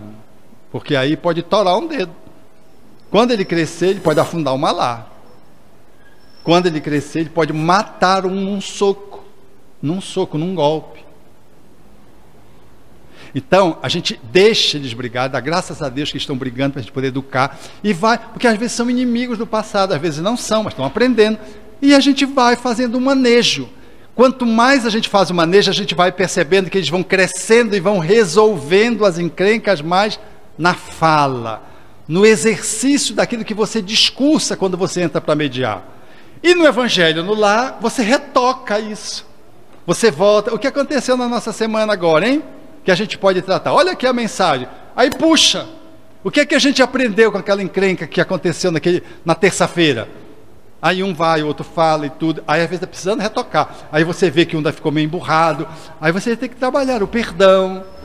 Tem que trabalhar a tolerância. Vai trabalhando, refinando o Evangelho lá. Olha, gente, educação é assim que se faz. Educação é processo, dia após dia, de tecer uma coxa de retalho. É uma encrenca que você vai e ajusta, e você vai e ajusta. Quando você olha, parece que não está dando nada certo. Quando você tem uma coxa de tricô, quando você olha as avessas, parece que é um caos. Mas quando você vira, tem uma obra de arte. Você está construindo uma obra de arte. Parece que não tem nada a ver, você está dando pontos na teia de relação entre os irmãos, e você está construindo uma bela família, que não vai ser bela porque vai ter sucesso social, porque vai tirar nota boa, porque a gente se preocupa só com nota, a gente não se preocupa com gente, o homem de bem. Vai ser bela porque serão irmãos cúmplices, se ajudarão, não vão matar você quando você estiver velhinho, nem de raiva, nem de eutanásia, não vão brigar para separar a herança. É verdade, você construiu isso na infância, foi construindo. Os inimigos do passado, eles se reaprumam na medida que você vai trabalhando todo dia, porque quando é inimigo, você precisa de mais tempo para poder fazer a diluição da encrenca. Então demora mais tempo, mas você vai, entra o centro espírita como apoio. E assim, nós vamos caminhando numa construção de um mundo melhor em casa, para exportar essas almas para o mundo, a fim de que elas contribuam aonde elas estiverem. Hein? qual a melhor forma de sintonizar a educação dos filhos? Pois, às vezes, os pais divergem em princípios meios de educar. E isso, muitas vezes, causa o afastamento de um dos cônjuges. Esse é um outro problema. Pais, precisamos estar linkados na proposta de educação. Os filhos sabem jogar com o poder. Eles sabem quem é que cede, quem é que não cede. Qual é o irmão que tem que pedir para quem? Se é para o papai ou para a mamãe? Para que eles tenham o sim, que eles pleiteiam. Então, eles sabem quando os pais divergem. E eles jogam com isso. Eu lembro do meu irmão mais velho, que levou umas petelecadas. A minha mãe dava umas petelegadas. Sempre no bumbum, que é o cochoado. Mas dava. Eu quase não recebi, porque eu era um espírito muito educado, muito evoluído. Apanhava por engano. E aí, o meu irmão, a primeira petelecada que ele levou, ele disse: quando o papai chegar, eu vou dizer para ele. Quando o papai chegou, diga. Aí ele disse, apanhou de novo. Nunca mais disse que ia dizer para o papai. Eles estavam linkados. Os pais têm que ter comunhão na abordagem que vão fazer. Se divergem fora para entrar num consenso a fim de atuar. Nada desse negócio de o pai mau, a mãe boa, ou o inverso. Ainda por pouco tempo eu vi um casal que estava entrando na falência conjugal por conta do papel de pai e de mãe, como o perguntador trouxe. Por quê? A admiração pelo esposo tinha diminuído a tal ponto por conta do papel de pai. O pai, emergente de uma família muito rigorosa, mão de ferro, e a mãe, vendo o pai mão de ferro, mais frouxa, mais relaxada, criou um disparate. Então ficou o pai mau, a mãe excelente, mãe boa, para os filhos. E ficou cada vez mais acirrada essa distância, que reverberou para a admiração conjugal e estava ameaçando os cônjuges. O problema era de conjugalidade, mas não era. O problema era de interação com os filhos. Então, qual foi a tarefa para casa? Quando tiver alguma situação para chamar a atenção, chame você, mãe. Deixa o pai de fora dessa. Porque é só o pai que chama. Vá você, chame a atenção das crianças e o pai observa como você faz. Porque você diz que deve fazer de uma forma diferente, que tem que falar mais carinhosa, mais maleável. Esse pai não conhece essas competências, ele não sabe fazer desse jeito. Você vai ensinar assumindo chamar a atenção dos filhos, no lugar dele. Porque toda vez que ia chamar a atenção, e o cara ia de mão pesada. Esse foi a tarefa. Uma pequena inversão na forma de como vai se lidar com o filho, porque o casal não estava divergindo na frente do filho, mas fora estava pegando fogo. E a mulher que acha que deveria fazer de uma forma diferente, e possivelmente fará, estava ficando mais como espectadora, e na crítica, no julgamento. E ele, empoderado que pai tem que atuar, tem que estar presente, não abria mão desse papel e estava cada vez mais acirrado, a sua pegada, e mais distante da mãe. Um pequeno ajuste resgata a perturbação que repercute no casal. É natural que ao lado disso, o casal é chamado a sair no fim de semana. Se vingue da sogra, deixa os filhos com a sogra e viaje o casal. O casal precisa se ver como casal, porque nós, latinos, nós olhamos muito a família e somos muitos filhos. Os europeus é ao contrário, são muito casal e poucos filhos. Você veja que os europeus facilmente, os filhos completam 11 anos e vão embora. 11 anos, 18 anos vão embora. Ficar em casa é uma exceção. Completou 18, 19 anos e vão de vez, vão no estudo e no trabalho e emendam. Os casais europeus, eles privilegiam o subsistema conjugal em detrimento do sistema parental, pai e filhos. Nós, latinos, brasileiros, nós privilegiamos o sistema parental, pai e filhos, em detrimento da conjugalidade. Mas todas as vezes que uma coisa funciona em detrimento da outra, eu estou colapsando o sistema. Não precisa ser detrimento. não precisa ser excludente. Eles têm que funcionar harmonicamente, ecologicamente. A relação de pais e filhos não pode subverter a relação conjugal, engolir a relação conjugal. E os cônjuges não podem, como cônjuges, não olhar para os filhos, que não tem tempo, porque tanto amor conjugal que não tem tempo para olhar para os filhos. Não pode, vai colapsar.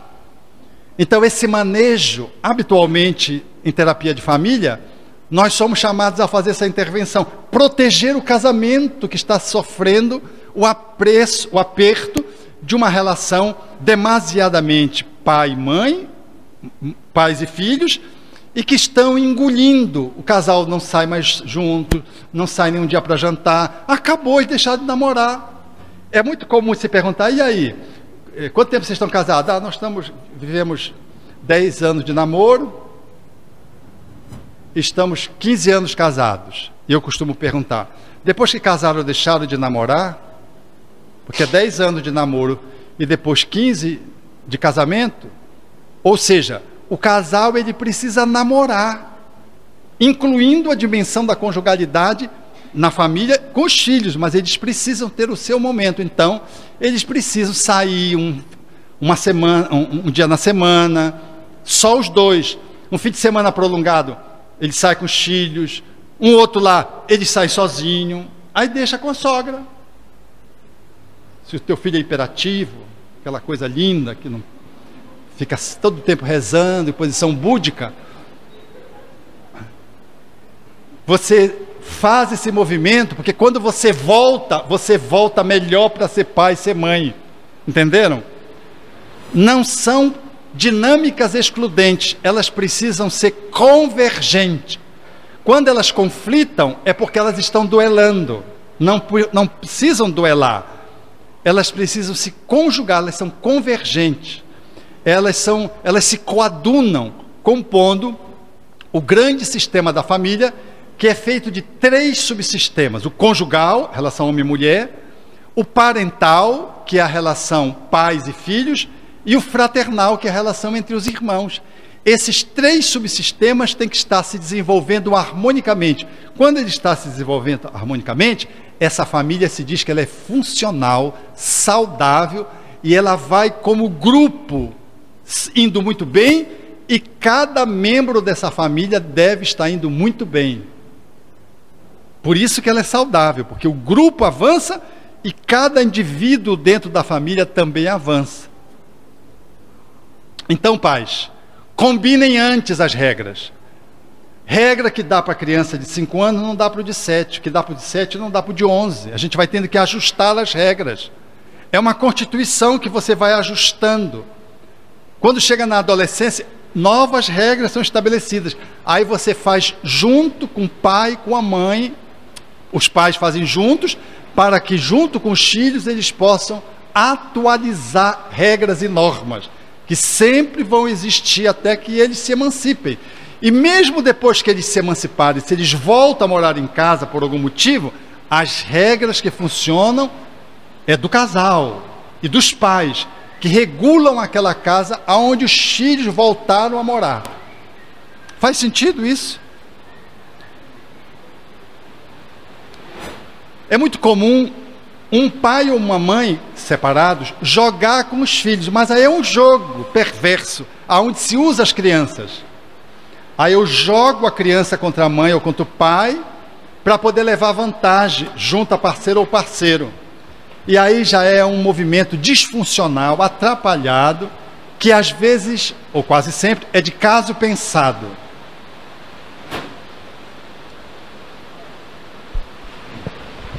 Meu querido, antes de tudo, é um prazer imenso e considero bênção sua presença aqui conosco. Pergunta: fale um pouco sobre os transtornos da timidez e como a terapia poderia ajustar tudo isso na visão espírita. Observação: te adoro, te admiro, te sigo. É uma pessoa que segue um cego atrás de outros cegos.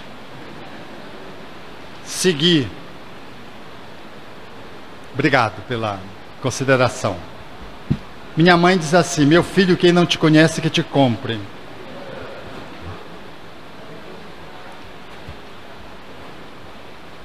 Timidez não é problema, gente. Timidez só é problema se ela me imobiliza, se ela me trava. A timidez, ela pode ser usada para uma maior introspecção. Como também uma pessoa que é extrovertida também não é problema. A gente acha que o extrovertido é normal e o tímido é anormal. Não é normal, anormal. A pessoa tímida, ela é mais recolhida. E necessariamente, ela não tem nenhum problema. Ela só é tímida. E o extrovertido é só extrovertido. Agora, se o tímido, ele não consegue estabelecer relações sociais, se ele tem dificuldade de ir comprar o pão, ir ao supermercado, de mostrar a sua face, por exemplo, numa postagem, se ele traz ao lado da sua timidez manifestações outras, demonstrando um encolhimento social excessivo, aí precisa ser trabalhado. Precisa ser trabalhado. Como precisa ser trabalhado? O extrovertido que fica entrão. Aonde ele chega, ele já está contando a vida dele, do pai, da mãe, da irmã. Então esse desbocado, ele também está atrapalhado, ele precisa de filtro, ele não tem filtro. Não, ele é legal, porque ele chega, ele já apronta na turma, todo mundo já conhece, ele já... Não é normal. Ele está exagerado.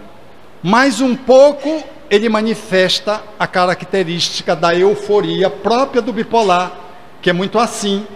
Ele extrapola, sai da alegria para uma expansão do psiquismo, uma eloquência, uma fala rápida, uma abertura demasiada, se atropelando nas palavras, caracterizando um sintoma de uma patologia do transtorno do humor. Então, se o filho é muito extrovertido, vamos trabalhar a extroversão para que seja adequada, ecológica. Se é muito tímido, vamos trabalhar a timidez para que a timidez seja ecológica. Se extrapolar os dois para os extremos, aí vamos trabalhar, vamos lidar. Então, às vezes, vem uma pessoa assim, doutor, eu queria melhorando, eu sou muito tímido.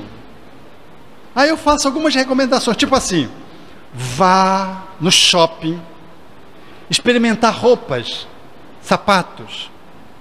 Mas eu não estou precisando não, mas é sem precisar mesmo. Você vai, ela vai buscar o sapato, desce o sapato, você veste, calça, e depois agradece e vai embora. Porque o funcionário está ali para atender. O outro vai, experimenta roupa, vai, pergunta e tudo, quanto é o preço e tudo, se paga no cartão de crédito. No final você agradece e tudo e vai embora, para quebrar a timidez. Se vocês verem o pessoal entrando no shopping, saindo sem comprar nada, vocês trabalham no shopping, fui eu o culpado. Eu tenho uma amiga com mais 4 outras colegas dela, amigas dela, que não são minhas amigas. Ela disse, Alberto, não tem o que fazer, eu vou para o shopping. Aí eu vou, entro em todas as lojas, experimento tudo. E a gente sai feliz. A gente não compra nada porque a gente não tem dinheiro, mas a gente sai feliz. Aí a última vez que ela esteve comigo, ela foi assaltada no shopping. Eu digo, ó, foi o pessoal das lojas que mandaram assaltar você, porque você entra e não paga nada, não compra nada. Ela caiu na gargalhada, porque as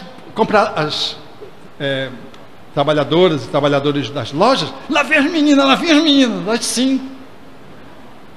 Para vencer a timidez é extraordinário. Então chega, você vai no ônibus, no avião, converse com a pessoa do lado, puxa conversa. Para onde é que você vai? Nem que seja chuva, no elevador, pergunte, e o que você acha? Vai chover? Belém é assim, chove um dia assim, outro também. Vai chover hoje? Pergunta para a pessoa. É vencer. Fale olhando para a pessoa, porque quando a pessoa tem uma timidez que a incomoda, significa dizer que ela precisa ser trabalhada. E aí há uma insegurança interna, há às vezes uma culpabilidade que faz com que ela se feche muito, há um sentimento de baixa autoestima que gera uma timidez excessiva. Então ela vai ter que resgatar-se, e pequenos gestos ajudam. Puxe conversa com o vizinho. Você mora no prédio, converse com o porteiro, chame o porteiro, converse. Tome informações das pessoas, mesmo que você não precise. Que rua é essa? Pergunte para um passante, que rua é essa? E a pessoa vai dizer o nome da rua. Mas não vai perguntar perto da placa, senão ele vai pensar que você é cego. Mas, então, são pequenas coisas que eu estou dando exemplo para ir treinando, vencer com limitações da timidez.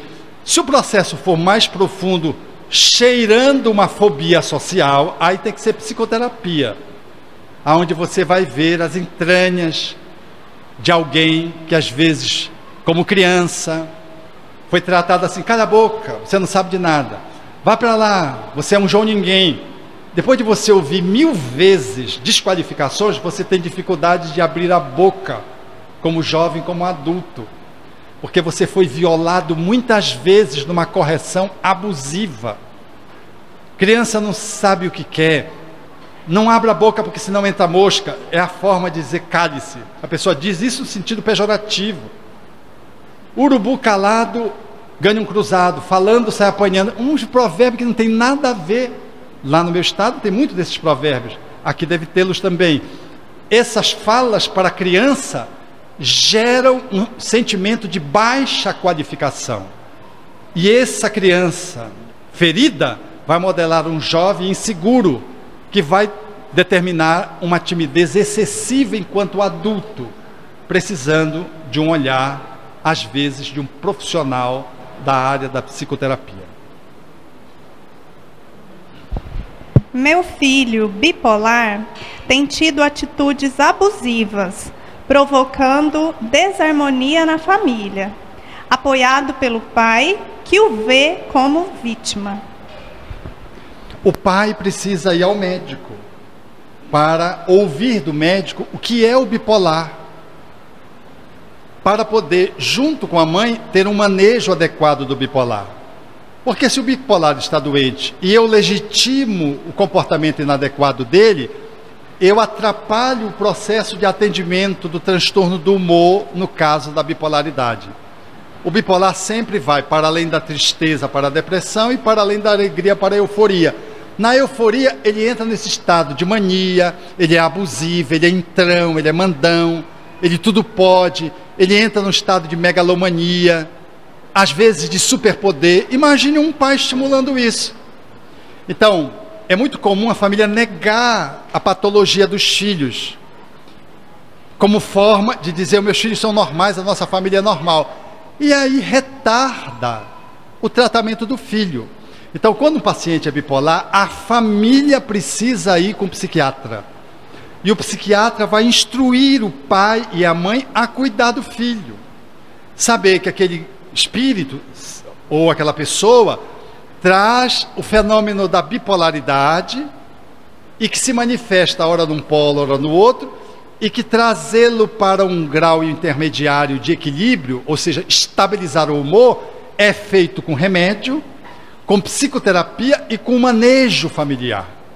Então eu penso que esse pai, ele está desinformado, ou ele está negando a doença do filho, e com isso ele se protege da sua dor de ter que admitir que o filho traz uma patologia, está doente. Precisa ir ao psiquiatra, não só o filho. Vai o pai numa sessão específica com o filho ou sem o filho, para se instruir junto com o psiquiatra. Eu aconselharia marcar uma consulta à parte, e a mãe e o pai juntos. E a mãe traria essa fala que ela trouxe, que vai ajudar o psiquiatra a fazer o manejo adequado. Porque corre o risco do pai ir e o psiquiatra não se dá conta de que o pai é exagerado, legitimando os abusos do filho. E aí o pai vai sair mais convencido do que nunca de que ele está certo e de que a mãe é atrapalhada. Então vai a mãe e o pai, um faz o contraponto para o outro, e o psiquiatra vai dar as instruções cabíveis. Aqui por último, pediram para você recitar um poema. É o poema de Tagore. Eu vou recitar o poema de acordo com o tema. Me é muito agradável Khalil Gibran, quando trata dos filhos e dos pais, porque ele trata exatamente da medida do amor. Eu quero recitar, é a última pergunta eu quero dizer, porque começou a chover, está anunciando um dilúvio, e nós precisamos nos abrigar, porque um paraense, quando chega, ele sempre traz chuva, chuva abundante. Mas lá em Belém não acontece estrago, mas aqui no Planalto Central eu não sei. Então Khalil Gibran diz assim: vossos filhos e vossas filhas não são vossos filhos e vossas filhas. São filhos e filhas da ânsia da vida por si mesma. Vem através de vós, mas não de vós. Podeis lhe dar os vossos amores, mas não podeis roubar os seus próprios pensamentos. Vós sois os arcos. O arqueiro toma do arco e o flexibiliza no seu mais alta expressão para projetar as flechas que devem seguir ligeiras e alegres para alcançar o alvo distante. A alegria do arco deve ser a alegria do arqueiro. O arco somos nós, os pais. Nós queremos ser o arqueiro, a gente quer mirar com quem o filho tem que casar, com quem ele tem que fazer, com quem tem a profissão que ele vai fazer, onde é que ele vai morar. Nós, pais, queremos arrumar a vida dos nossos filhos como se não tivessem autonomia, não tivesse livre-arbítrio. A vida programou o teu filho para uma determinada missão e propósito. Não é você que sabe a missão do seu filho, da sua filha. Seja só o arco. E o arco bom, como diz Gibran, é aquele que se verga ao máximo, para permitir que o arqueiro, que é Deus, possa projetar as flechas para bem distante, rápidas, ligeiras e alegres. A alegria do arco é a alegria do arqueiro, quando o arqueiro pode mover o arco. Nós, pais, deveríamos nos sentir muito felizes quando somos capazes de poder funcionar como mediadores do divino, ensejando que o Espírito que vem pelo nosso intermédio, que não são nossos, eles possam levar consigo a possibilidade de seguir os caminhos para os quais eles vieram reencarnados. Porque Deus sabe o que é melhor para o seu filho e para a sua filha. Se você interfere e quer ser o arqueiro e não o arco, você corre o risco de desviar o seu filho da meta que ele se propôs. Nós podemos dar para os nossos filhos o nosso amor, mas nós não podemos dar para os nossos filhos os seus próprios pensamentos. Os nossos filhos estão dentro de nós. Nós lhes geramos os corpos, mas não as almas, que são independentes dos corpos. Então a proposta de nós, enquanto espíritas, nessa perspectiva estabelecida por Khalil Gibran, é darmos-nos conta de que os nossos filhos são emprestados. E como flechas, deverão seguir. E deverão seguir às vezes com 1 ano, 10 anos, 20 anos, eu não sei quanto tempo está previsto a reencarnação do seu filho. Ele não é seu filho, ele está com você, ele está seu filho. Esse olhar, ele não nos desempodera da posição de pais, mas ele nos ajuda a exercer uma paternidade, uma maternidade mais responsável. Aonde, meu filho, minha filha, eu funciono como se fosse o mediador do caminho que ele há de fazer. Apenas o mediador, sinalizando para eles, com o meu exemplo, aquilo que eu aprendi na transferência de experiências para que o filho faça o seu caminho. Mas nós precisamos respeitar o nosso filho, mesmo que ele escolha fazer um caminho que não é o alvo para o qual ele deveria alcançar. Mesmo que ele escolha fazer uma outra trajetória, não nos cabe como pais tirar Deus da cadeira dele, porque se Deus na cadeira dele, simbólica, deu aos nossos filhos livre-arbítrio para ir por aqui, por ali, não para o alvo, que dirá nós, que somos igualmente filhos do mesmo Deus, convidados a estarmos pais, como é que a gente quer usurpar o poder do nosso filho de fazer escolhas? Vamos deixar os nossos filhos fazerem escolhas, mas não vamos abrir a mão de ser pai e ser mãe. Eu vivi essa experiência agora faz 15 dias. Meu irmão foi levar o filho dele ao alistamento militar na aeronáutica. Vocês sabem, os homens, como é o alistamento militar? Aquela sessão de exame médico, alistamento, aquele bando de homem, às vezes o exame é feito assim, todo mundo fica nu, é uma coisa assim muito difícil. E o meu irmão foi dar o apoio para o filho, até o ponto que podia entrar, depois daquele ponto não podia mais entrar, ele dando apoio. De repente, quando ele olha, tinha um pai, trazendo um filho, que tinha os cílios postiços altos, que tinha silicone nas mamas, cabelos compridos, bumbum siliconado, unhas pintadas e provavelmente coladas, grandes, postiças. E aquele pai estava lá. Quando o cidadão chamou o nome dela, o pai disse, o nome dele, disse, é o meu filho. Aí o meu irmão se assustou, porque viu aquela figura completamente estranha naquele grupo de homens, numa zona militar, virou-se para o meu sobrinho e disse, aí está um pai másculo. Aí está um pai másculo, que veio com o filho, fez o enfrentamento de todos e não deixou o filho passar a humilhação que poderia passar. Se colocou ao lado.